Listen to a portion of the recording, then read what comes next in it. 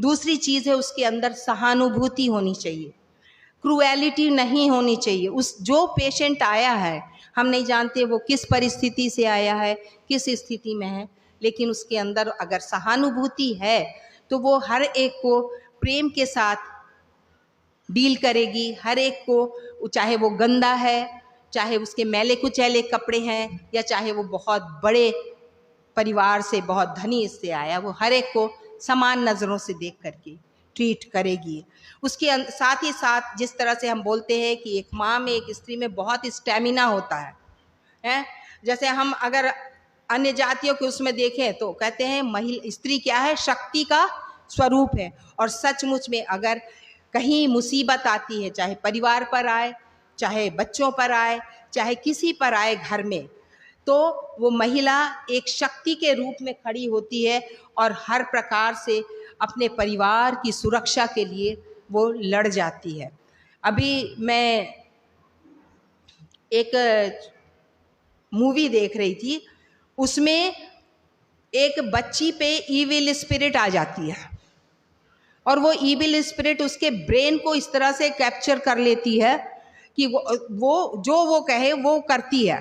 तो माँ वो कहती अगर तुम्हारी माँ आगे बढ़े तो उसको चाकू मार के मार देना, लेकिन वो माँ उतने पे भी डरती नहीं है कि मैं मरूं तो मर जाऊं, लेकिन मेरी बच्ची सुरक्षित हो जानी चाहिए, उस ईविल स्पिरिट से छूट जानी चाहिए। और इसलिए वो उस चाकू की परवाह ना करते हुए भी जा करके उस ईविल स्पिरिट से लड़ जाती है। तो माँ वो होती है जो अपने बच्चे को कभी किसी मुसीबत में नहीं छोड़ सकती। और उसी तरह से एक नर्स के अंदर वो क्रिटिकल डिसीजन की पावर होती है कि किस समय मेरे पेशेंट को क्या करना है, कैसे करना है और क्या डिसीजन लेना है। कभी कभी हमें डॉक्टर्स के अगेंस्ट भी जाना पड़ता है, लेकिन हमें पेशेंट की भलाई के लिए उस चीज़ का हमेशा ध्यान रखना चाहिए। और साथ ही साथ हमें अपने समय को कभी बर्बाद नहीं करना। आज के समय में मोबाइल एक बहुत बड़ा डिजिटल इंस्ट्रूमेंट है हमारे हाथों में, और ज़्यादातर जहाँ ही हम देखते हैं कि अगर थोड़ा सा भी टाइम मिला, तो मैंने खुद अपने हॉस्पिटल्स में देखा है, जो जल्दी से मोबाइल लेके बैठ जाते हैं। इसलिए जो बड़े बड़े और जो बहुत अच्छे स्टैंडर्ड वाले हॉस्पिटल्स हैं, वहाँ पर जैसे ही आप ड्यूटी पे आते हैं, लॉकर में आपको अपना मोबाइल बंद करना पड़ता है, ताकि आप डेडिकेशन के साथ, पूरे ईमानदारी के साथ अपनी पेशेंट को केयर दें। तो नर्सिंग एक बढ़ता हुआ व्यवसाय है, और जैसा थीम है हमारा फ्यूचर भी है। और साथ ही साथ अगर घर में इकोनॉमिक पेशेंट, आज के समय में मैं एक बात कहना चाहूँगी हर एक माँओं से कि बच्चे आज के समय में मैगी और पिज़्ज़ा और बर्गर के पीछे भाग रहे हैं। उनको इन चीज़ों से बचाइए, उनको घर में ही स्वादिष्ट बना करके भोजन दीजिए, ताकि आपके बच्चे स्वस्थ रहें, शारीरिक रूप से भी और मानसिक रूप से भी। और उन्हें अच्छे संस्कार दीजिए, ताकि वो संस्कारवान बन करके समाज के लिए एक स्तंभ बन सकें और हमारा मसीही समाज आगे बढ़ सके।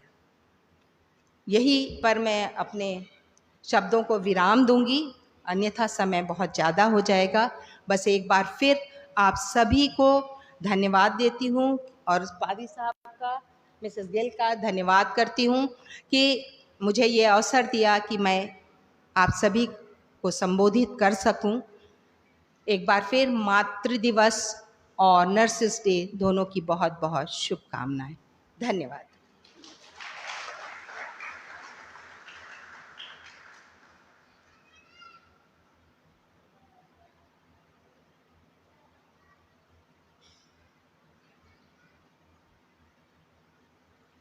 आप सबको जय मसीह की।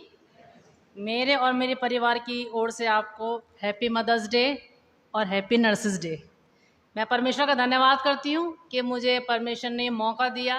मैं 30 साल के बाद इस पवित्र वेदी पे खड़ी हुई हूँ। हॉस्टल के टाइम में हमें जो हमारी वार्डन होती थी वो कहती थी खड़े हो जाओ, क्या करना है आपको, मसीह में बढ़ना है। तो वो जो है हमारी नींव जहाँ से रखी जाती है ना, वो नींव हमारी अंत तक काम आती है।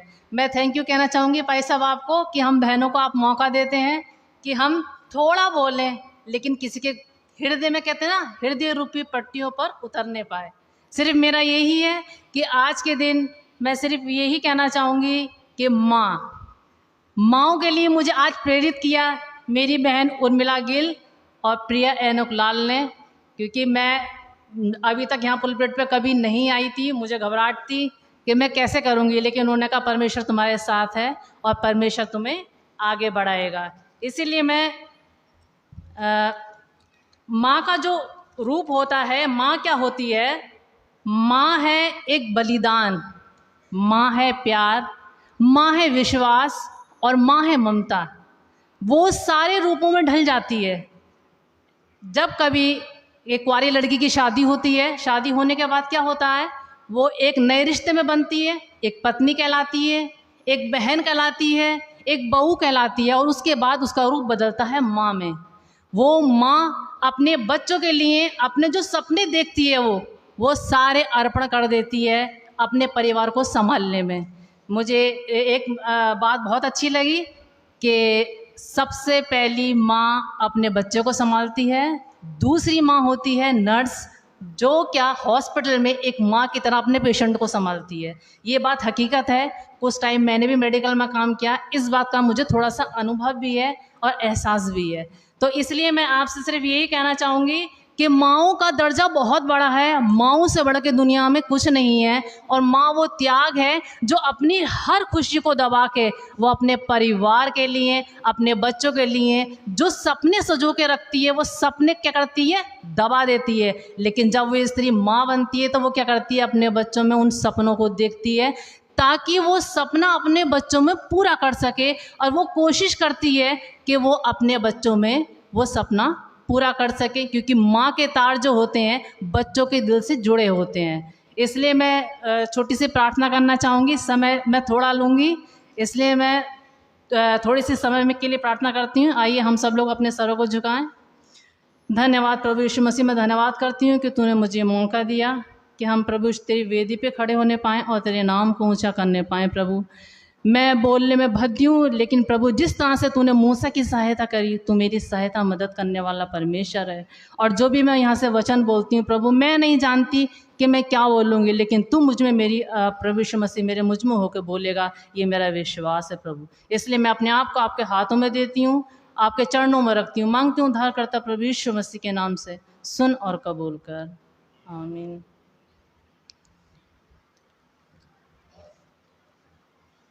माँ है, माँ के बारे में मैं एक आपसे कहना चाहूँगी कि माँ एक विश्वास भी है और माँ एक वादा भी करती है, क्योंकि मेरे सेंटेंस 3 हैं, एक माँ, एक वादा और तीसरा है एक मेरी माँ दूसरी जिसके पास हम शादी के बाद जाते हैं। तो पहला है विश्वास। विश्वास का पिता हम अब्राहिम के नाम से जानते हैं। इब्राहिम हमारा विश्वास का पिता था और सारा उसकी पत्नी थी। लेकिन सारा उसकी पत्नी थी तो क्या थे? वो दोनों बुजुर्ग थे, और बुजुर्ग की हालत में वो क्या थे? मतलब इस योग्य नहीं थे कि वो क्या कर सके, सारा बच्चे को जन्म दे सके। लेकिन प्रभु कुछ भी कर सकता है और कभी भी कर सकता है। जब अब्राहम से परमेश्वर ने वादा किया कि मैं तेरे संतान दूंगा और उसका जो है उसको इतनी आशीष दूंगा जो ज़मीन के किनकों के समान, जो कि आज तक दुनिया में कोई नहीं गिन सकता, क्योंकि वो प्रभु के बनाई हुई सृष्टि है, वो बनाई हुई जगह है, उसको कोई नहीं गिन सकता। उसने क्या कहा? मैं तुझे एक सारा से पुत्र दूंगा जो कि किनको के समान आशीषित होगा। तो क्या करा सारा, और इब्राहिम ने सोचा होगा कि हम तो बहुत ही बुजुर्ग हैं, और ये बात हकीकत थी। बुजुर्ग की हालत में सारा ने एक बार को विश्वास नहीं किया, लेकिन इब्राहिम ने उससे कहा कि परमेश्वर का हुक्म है, परमेश्वर का वादा है, वो कुछ भी कर सकता है। तो उसने क्या कहा कि उसने विश्वास किया। उस विश्वास के द्वारा उसने क्या कहा? इसहाक को जन्म दिया। और इसहाक को जन्म देने के बाद क्या हुआ? परमेश्वर ने उसे बहुत से पुत्र दिए, लेकिन उसे पहले पुत्र की आशीष मिली, और उस महान परमेश्वर ने उसको वो पुत्र दिया, और वो आशीष के रूप में उसके लिए उत्पन्न हुआ। और दूसरा है वादा। मैं किसी बहन से चाहूँगी कि वो पहला शमूएल पहला अध्याय उसकी 9 आयत से और 11 आयत तक पढ़ने में मेरी मदद कर दे।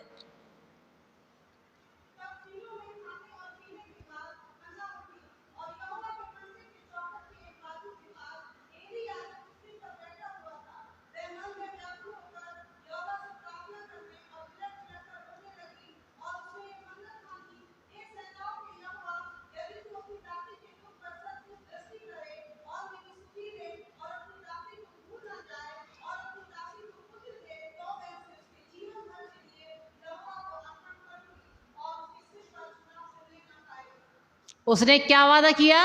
अगर तू मुझे पुत्र देगा तो मैं तुझे उसे अर्पण कर दूंगी। ये क्या किया उसने? पवित्र भवन में हन्ना ने वादा किया। वो सताई गई थी, ये हम सब कहानी पढ़ चुके हैं, ये हमें कहानी पढ़ने की ज़रूरत नहीं है, लेकिन हमें समझने की ज़रूरत है कि हमें क्या समझना है कि वो क्या थी? सताई हुई थी, क्योंकि उसकी जो सौत थी वो उसको हर दिन सताती थी। वो उसका पति हर साल पर्व पे जाता था और वहाँ भेंट चढ़ाता था। वो भेंट अपने बच्चों के लिए चढ़ाता था कि परमेश्वर ने मुझे आशीष दी है, मुझे वो और मेरे लिए बहुत तमाम आशीष से उससे मुझे भरा है। तो हर प्रतिवर्ष वो वहाँ भेंट करने के लिए जाता था और भेंट करने के साथ साथ क्या करता था? वो हन्ना को दुगना दान देता था, ताकि उसके मन में ये संकोच ना हो कि मेरे पास बच्चा नहीं है। क्योंकि मैंने अभी यही बात सुनी थी, अभी जब गवाही दी थी मोनिका ने, कि बाहर के तो बाद में सताते हैं, पहले अपने ही दुख देते हैं। ये बात सच है, लेकिन आप इस बात से भी अवगत हो जाइए कि जो अगर बच्चे हैं तो भी परमेश्वर की आशीष है, और अगर नहीं है तो भी परमेश्वर का हुक्म है। उस हुक्म को हम नाफरमानी बर्दारी नहीं कर सकते।